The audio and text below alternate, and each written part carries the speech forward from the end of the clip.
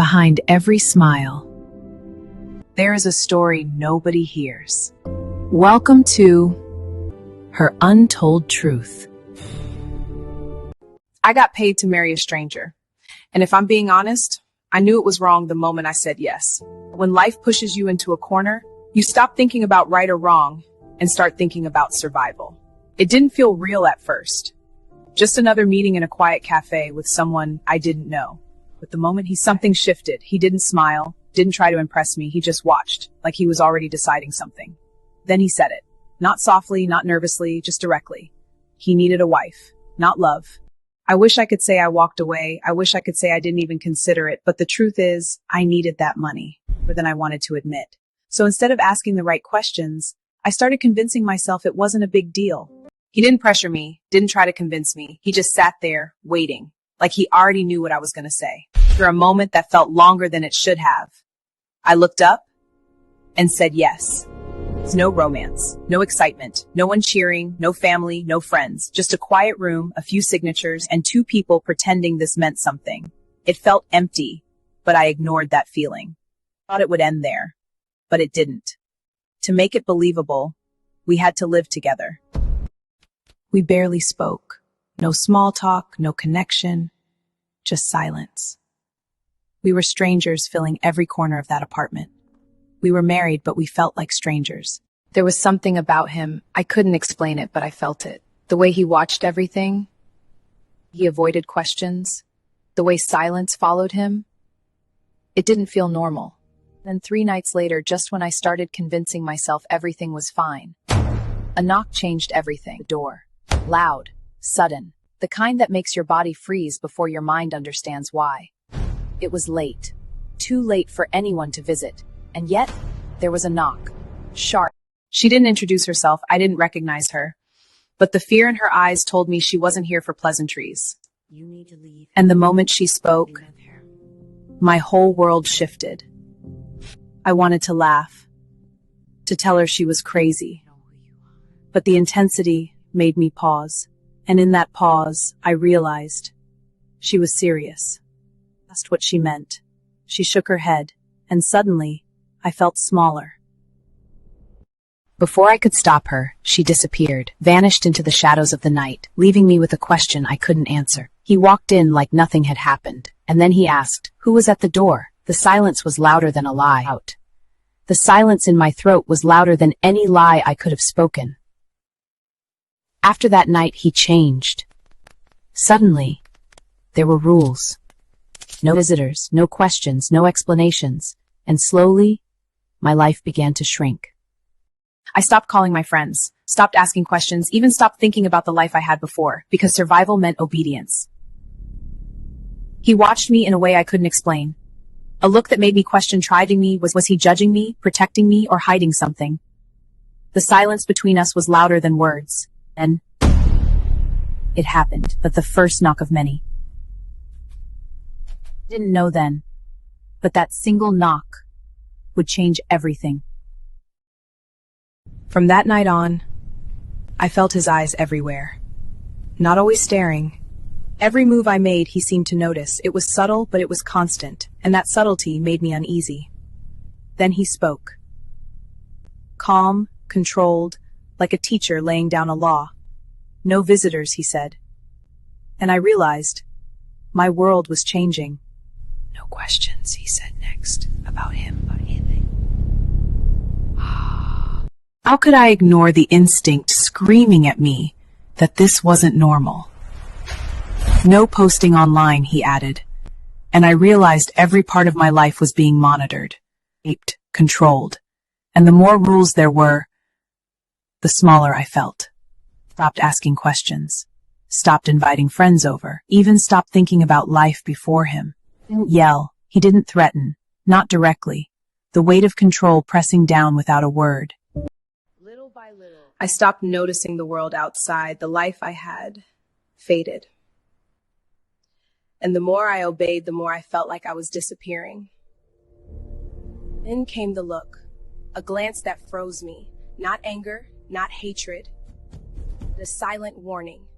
He didn't need to say a word. I knew I had to obey. Days passed. We spoke little.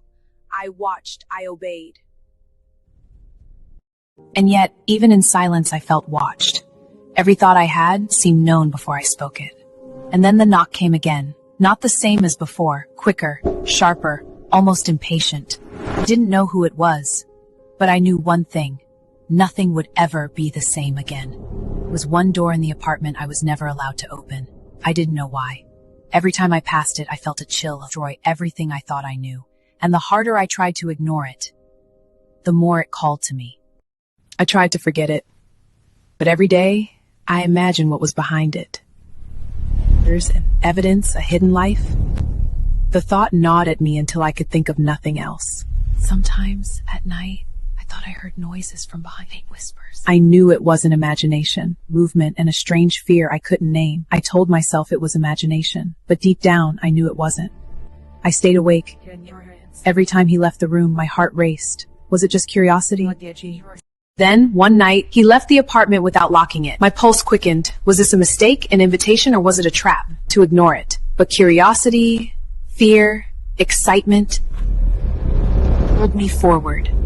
And in a moment I'll never forget, I turned the handle. Night, I couldn't sleep. Every shadow, every sound behind that door. And deep down I knew. It started with curiosity, a single drawer I hadn't dared to touch. I opened it slowly, almost apologetically, and what I saw, stomach turn. Passports, documents, letters, names I didn't meet in the face. The truth was there, staring me in the face.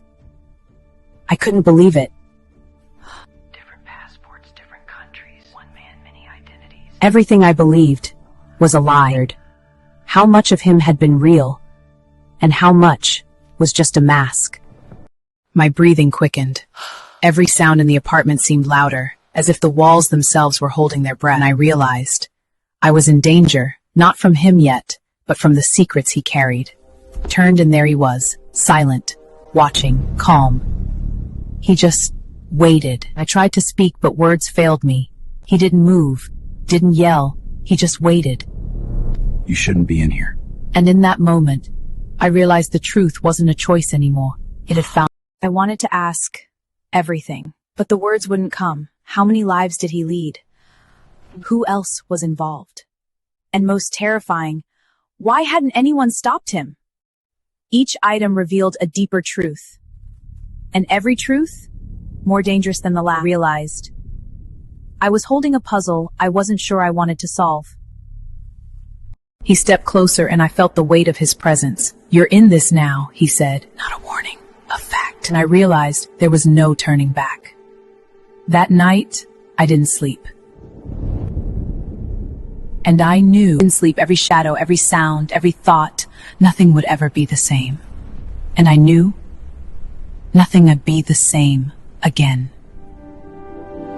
I spent the day going through everything I had found. Each document, each photo, each letter started forming a pattern. A web of lies carefully constructed, and I realized the man I married was nothing like I thought. Different names, different countries, accounts under aliases, every part of him hidden, a ghost with a familiar face. I wanted answers. I needed answers. But when I confronted him, hiding anything from you, he said, and I didn't know if he was lying or telling a terrifying truth. Eventually he told me some of it. Not everything, but enough to make my heart pound. I did what I had to do. Not for me, for survival. And for the first time, I saw a flicker of vulnerability. He wasn't dangerous. Not in the way I feared. But he was complicated. And the first truth was harsher than any lie I had imagined. I'm married before, He admitted. and yet, even in fear and betrayal, I felt something I couldn't explain. A flicker of trust, or perhaps curiosity, and I realized truth wasn't just black and white. Even as truths emerged, the danger didn't vanish. I was in deeper than I thought. Every secret, a new fear. And every secret I uncovered brought a new risk, a new fear that I couldn't escape. And I knew the next discovery would change everything. It started with a message hidden among the files, a name I recognized, a place I'd never been. I had to follow them. And suddenly, I understood. He had left breadcrumbs, and I had to follow them. It was a location, an old cafe in the city. Nothing extravagant. The next truth awaited, arrived early, heart-pounding. And then, someone appeared. A woman. She didn't speak at first. Her eyes, full of fear, but also warning. Don't trust him. And I felt my knees weaken. I wanted to ask questions. Fear held my tongue. Her words, simple but heavy, like a stone on my chest. She handed me a folder. Inside, photos, letters, conversations, everything I feared and more. I realized the secrets weren't just his. They were connected to everyone I thought I trusted. Every photo, every name, pointed to a story I couldn't yet understand. And the more I saw, the more I realized this wasn't about marriage. This was about survival and deception on a level I couldn't imagine. I knew I had to confront him, but the truth, the full truth, felt dangerous. Was I ready? I wondered. Was I ready for what awaited me? Back at the apartment, the air felt thicker. He was there, waiting, calm, fear and something else. I laid the folder on the table. He looked at it. And then he smiled, not warmly, not kindly, but like a man who knew the world had finally caught up to him. And I realized the revelation was only just beginning. That night, I lay awake, staring at the ceiling. Every lie danced in my mind, and I knew the next revelation would change everything forever. It started with a call. No words, just silence, and a sense of danger I couldn't ignore. And of silence that speaks louder than screams. I knew the game had changed, and I was already too deep. I noticed things. A shadow at the window, a car parked too long outside, small signs that screamed danger. And I realized that he wasn't the only one watching. The secret had a reach far beyond me. I confronted him, calmly this time. I know there's more, I said. And for the first time, I saw fear flicker in his eyes. Not much, just enough to know the escalation had begun. Then I found it, a note, threatening, clear, signed by someone I didn't know. Someone dangerous. The puzzle became bigger. Someone dangerous was part of this. And the plan I formed was risky, but it was my only chance. Then she returned, the woman from the cafe. I can help, she said. And for the first time, I felt a flicker of hope. But hope was dangerous. Danger lurked in every corner. We moved carefully, trying not to alert anyone. Every corner, every shadow felt like a threat. It was coming for me. And as we moved, I realized the escalation wasn't just happening, it was coming for me. A figure appeared in the distance, watching, waiting. And I knew he had been spotted. The escalation had turned into pursuit, and there was no turning back. We ducked into the alley, heart pounding, every sound roaring on alone. And as we ran, I knew the escalation had reached its peak. The truth and danger were inseparable. That night, we hid, trembling. I walked into the room. He was there, calm, composed, waiting. Every secret, every lie, like a storm cloud. And I knew there was no turning back. Why didn't you tell me? I did what I had to do. Survival hides behind any mask. He pulled out a folder, everything I had feared, and then he revealed something new. A truth even I hadn't expected. I'm not alone in this than I imagined. How could you lie to me? You've never lied to survive. You're in danger. The confrontation wasn't just words. It was life or death. Suddenly, a familiar face appeared. The woman from the cafe. She held evidence, and maybe we can survive enough to shift the balance. And I realized the confrontation had changed. We weren't alone. And maybe, just maybe, we could survive. Every move watched, every breath calculated. The confrontation has only begun. He revealed a secret, something that shifted everything. I did it to protect you, he said, and I realized the lines between truth and deception had vanished entirely. And in that moment, everything hinged on my next decision. The confrontation had become a crossroad and the stakes higher than ever. That night, I lay awake, heart racing, every secret, every revelation, and I knew the final confrontation would decide everything. The city slept, but I couldn't. Every shadow, every whisper haunted me. The final confrontation together. Files, letters, photos, every hidden truth. If I was to face him, I needed the full story. And the weight of it pressed down on me like stone.